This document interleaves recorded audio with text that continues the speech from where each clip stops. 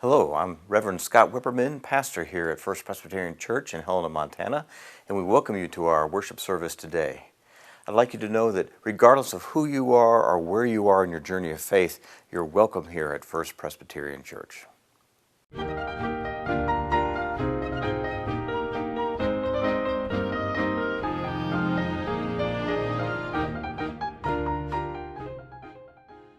The epistle reading today is Paul's letter to the Galatians from that. And Paul has a lot to say in this little section here. He starts out, "It is for freedom that Christ has set us free. Stand firm then, and do not let yourselves be burdened again by a yoke of slavery. You, my brothers, are called to be free. But do not use your freedom to indulge the sinful nature. Rather, serve one another in love.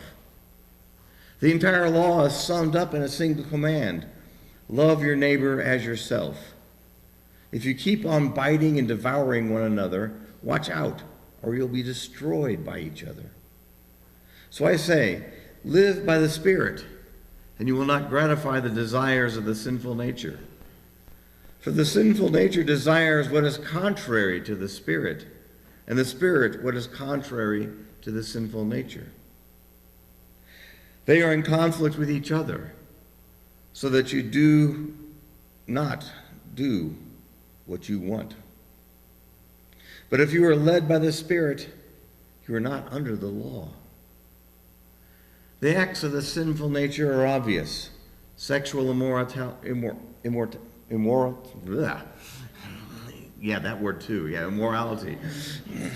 impurity and debauchery, idolatry and witchcraft, hatred, discord, jealousy, fits of rage, selfish ambition, dissensions, factions, and the envy, drunkenness, orgies, and the like. I warn you, as I did before, that those who live like this will not inherit the kingdom of God. But the fruit of the Spirit is love, joy, peace, patience, kindness, goodness, faithfulness, gentleness, and self-control. Against such things there is no law. Those who belong to Christ Jesus have crucified the sinful nature with its passions and desires. Since we live by the Spirit, let us keep in step with the Spirit." The word of the Lord. Well, Paul opens our reading today with the request that we be free, that we not be slaves to anything, that we not be slaves to sin, that we not be slaves to greed or to our self-interests, that we not be slaves to any law or anything yoke that might be placed upon us. He desires for us to be free, for us to live out in this freedom. But then he urges us that don't use this freedom to do the wrong things. Don't use this freedom to live in a sinful nature. And he draws out this dichotomy between the sinful nature and the nature of the Spirit. That we have desires quite often that lead us to want to do things for our own interest, for our comfort, for our ease. And oftentimes these things are of the sinful nature. But if we live by the Spirit, if we live by love for one another, we'll be called to do the right things. We won't fall into the desires to do the sinful nature, things of the sinful nature. Because if you're following the Spirit, you have different desires. Your heart wants different things. And those other desires will fade away and fall away. Well, Paul goes along, and just in case we might not remember exactly what the sinful nature is, he delineates it for us pretty well, right? He gives us 15 characteristics of the sinful nature. And if you look at the punctuation, he breaks these into 4 kind of clumps. And one of those clumps is kind of excessive indulgence in sensual pleasures. These are things that we ought to guard against. Another one of those clumps of terms dealt with essentially idolatry and worshiping something other than God, putting that as the priority in your life. And another one of those clumps was negative emotions, holding basically a self-centered or a self-oriented attitude, and not looking out to others and caring about others. And the fourth of those clumps was kind of taking leave of self-control and just abandoning yourself to whatever desire or wish you might want to follow. Now, in case you missed them, I can give you all 15 of those things again. No? Okay, we won't list all of that. But in the Luke reading, it was interesting. Jesus is traveling, like it's told the children, from northern Israel down to Judea. He's going through the area of Samaria. He stops in a Samaritan village, or plans on stopping there. And he sends a couple of his party ahead to make arrangements for him to stay there, to find some place for them to spend the night. But the text tells us that the people didn't do that because they knew he was going on to Jerusalem. And you know about the friction between Jerusalem and the Samaritans.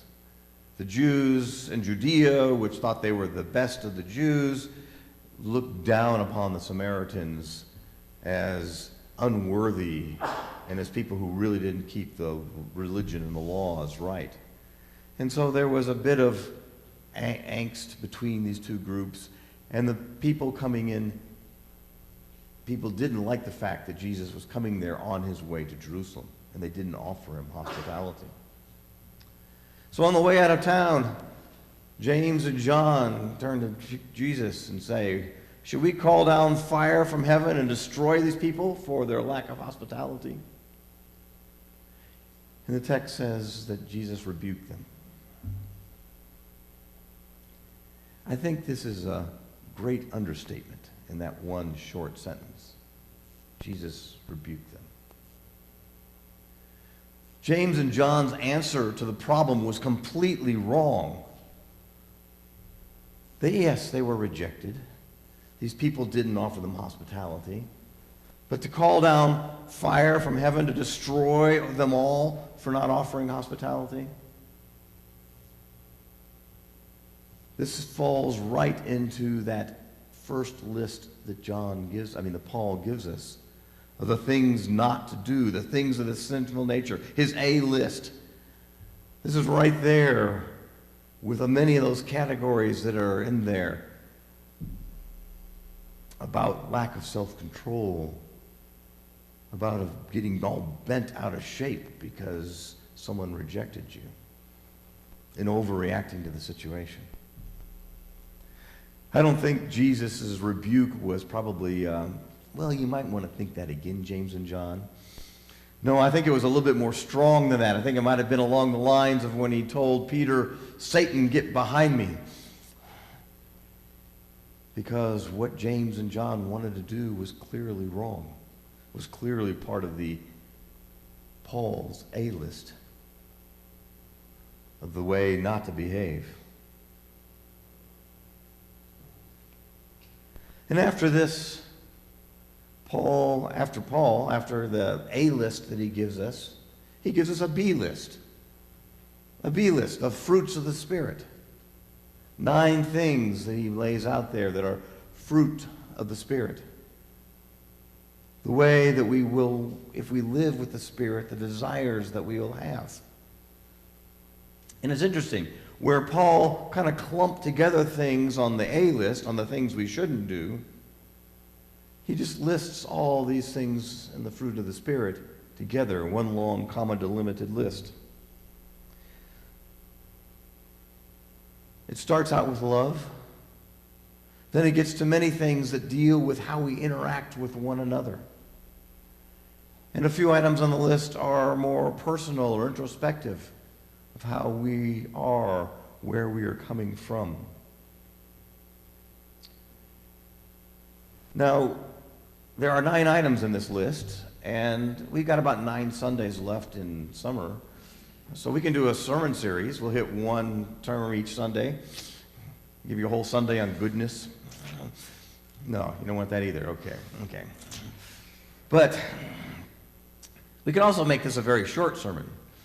We could just say, do the things that are on the B list, don't do the things that are on the A list. End of question. Got that? But I think maybe some of those things on the B list, on the fruit of the Spirit, are worth taking a look at. It's interesting that Jesus added some things to the A list. Those things that we should do. Because after that discussion about going to the village, he throws out 3 quotes. Someone says they want to follow him, or he asks people to follow him, and he throws out answers to these people. I suspect you don't have any of these printed on a picture hanging on the wall in your home. These aren't the particularly most friendly, comfortable words that Jesus has to say. They may be a little disturbing to us. And I think that's what Jesus wanted. We could go back and look maybe for the whole conversation that went on between Jesus and each of these persons and the facts surrounding those things, and maybe we could come up with something that would make them a little more palatable, what Jesus said. But no, I think Jesus wanted to jar us a little bit here. Jesus wanted to get our attention.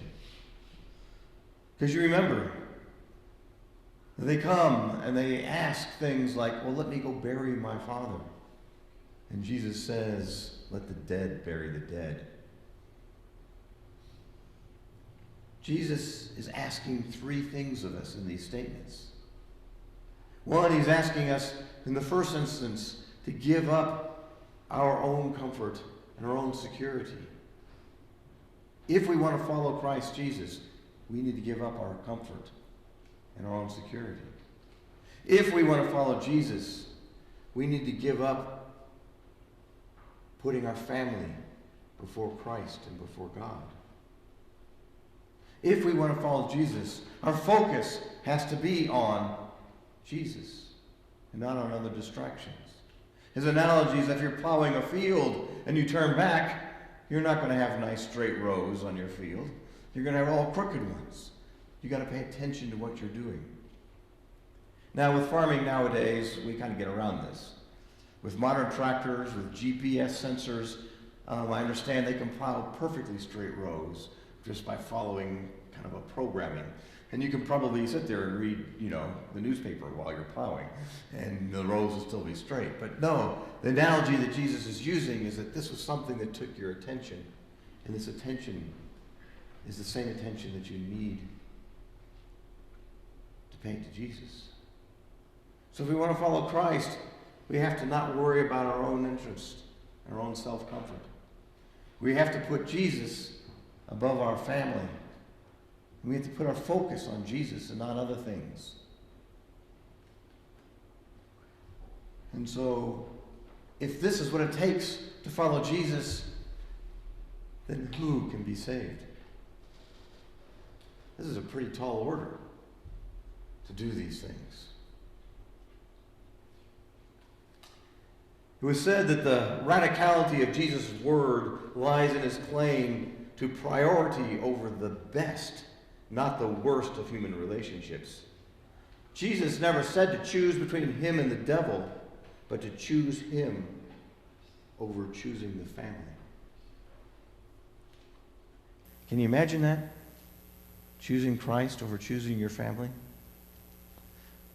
You can imagine back in the day, back in Jesus' day, a conversation between a father and maybe one of his children.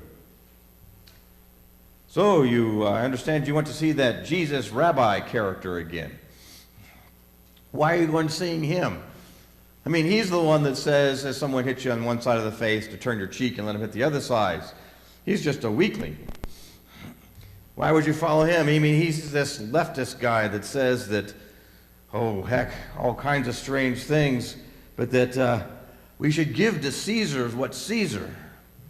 I tell you, I've got something I want to give to Caesar, and it ain't Caesar's.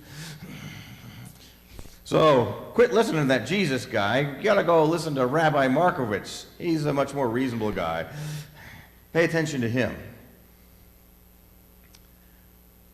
He's a wise man. He'll lead you some way. Can you imagine that? Following Jesus. Having an opinion or doing an action that is counter to what your family thinks or believes. Putting your fealty to Jesus above that of family. Can we do that? Well, maybe we need to suspend our judgment about God and open up that he can do more miraculous things with us than we think. That he can bring about this spirit in us that Paul is talking about. That he can bring about this spirit that Christ is talking about. And that maybe, just maybe, in stepping away a little bit from family and towards love incarnate, we can find that we can even love our family greater than if we've put them up on some pedestal and hold them at the top of the list. If we have Christ as the center of our lives, if this Spirit is the way that we operate from, is the very nature of our being, our love to family might even be greater than it is now. So what is God wanting to transform us into?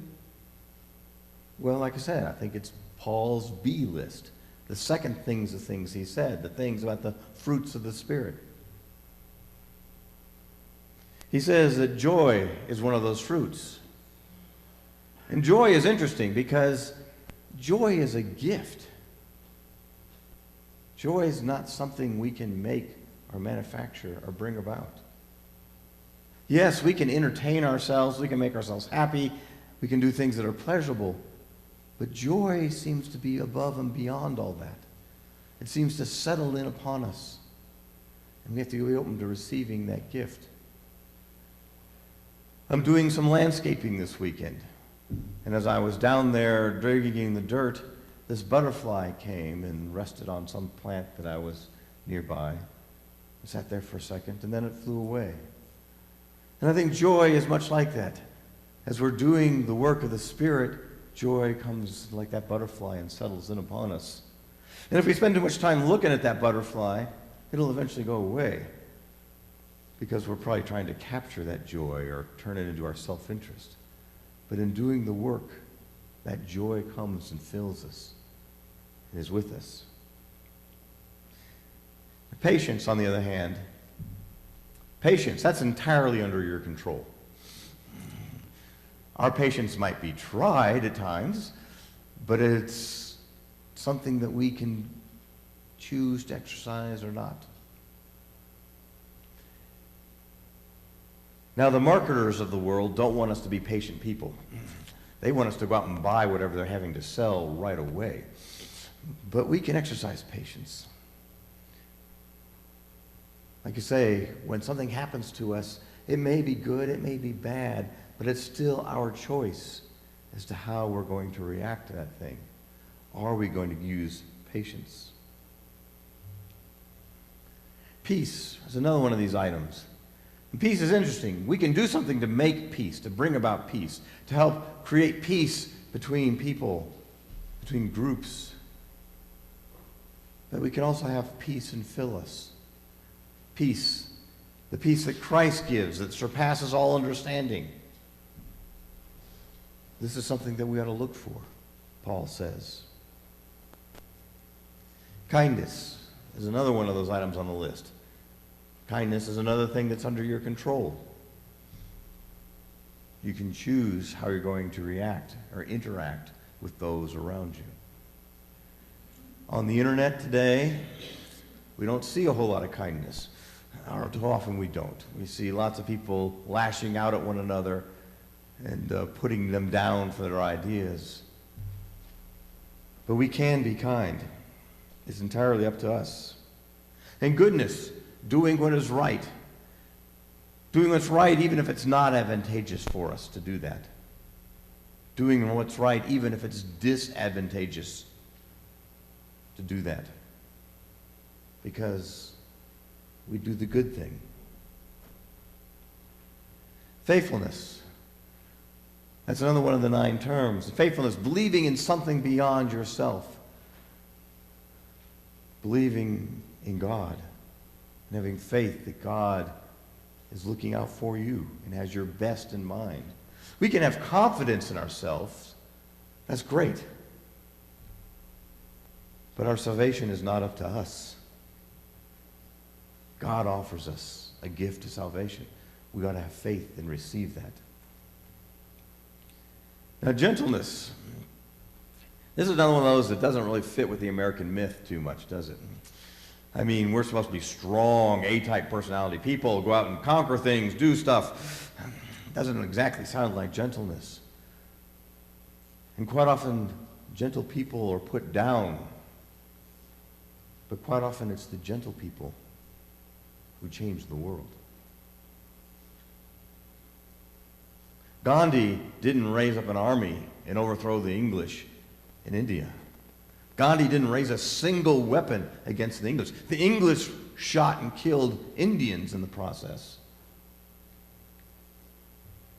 But Gandhi was a gentle person and brought around a complete change in the government, brought freedom to India and to all of its people through his gentleness. It's interesting. As a kid, I created things quite often out of Lincoln Logs or Legos. And when I wasn't doing that, then I was probably playing cowboys and Indians or playing war. And of course, we were always shooting the Indians and shooting whoever we were against in the war, though we didn't have any idea of who these people were that we were against. We just knew that they were the enemy. And I wonder, why is it at such a young age we seem to be intrinsically drawn to violence?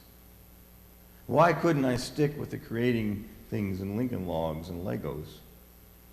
Why did I feel compelled to be ungentle? I think it's something we need to watch throughout our lives. And self-control. We do seem to have a major shortage of that in our society at this point in time. As I mentioned, things that come up that people say on internet seem to lack self-control. Our politicians, our commentators seem to lack self-control in how they lambast and tear things apart. We can do something pretty amazing. When we're confronted with a difficult situation, what if we display self-control? What if we bring along a little goodness, kindness, patience along the way too? Add that as icing on top. I think we would probably blow people away. We just may change their view of how to work in this world.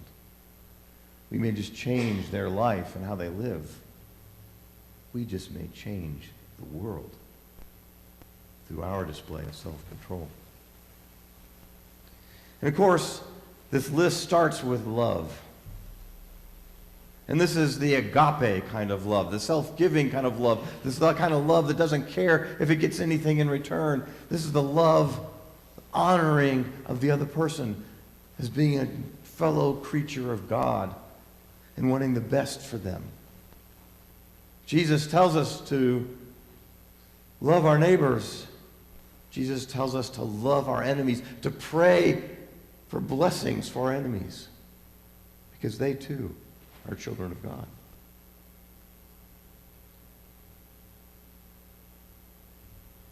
There's a little thing that was written that talks about love in these 9 things.